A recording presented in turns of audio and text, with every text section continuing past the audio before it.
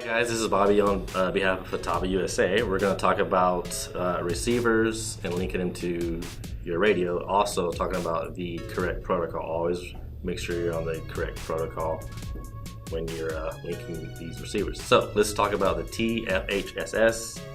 Pretty simple. You're going to go into your menu here, the receiver menu, type on your T-FHSS. That's the first one we're going to work on. Hit link. You have about 20 seconds and you can hear it chiming, a little countdown for you. To bind it or link it, you just take this little plastic screwdriver and link it.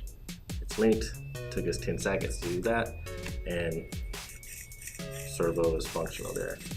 So that's pretty simple. Although some of these receivers, particularly this 204 we have, it will not indicate or show you or tell you that you have linked properly to your radio.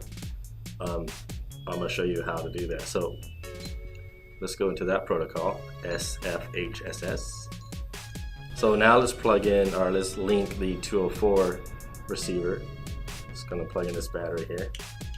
And you're going to get a green light, but you're not going to get a solid one right away.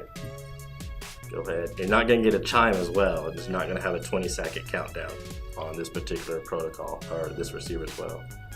Hold in the button there. It goes away. You think that it's not linked, but it actually is, as we can see. Properly functioning servo there. This has been a quick overview of linking these two protocols, the T-FHSS as well as the S-FHSS. If you have any issues or any issues with linking as well, call the Futaba USA tech support.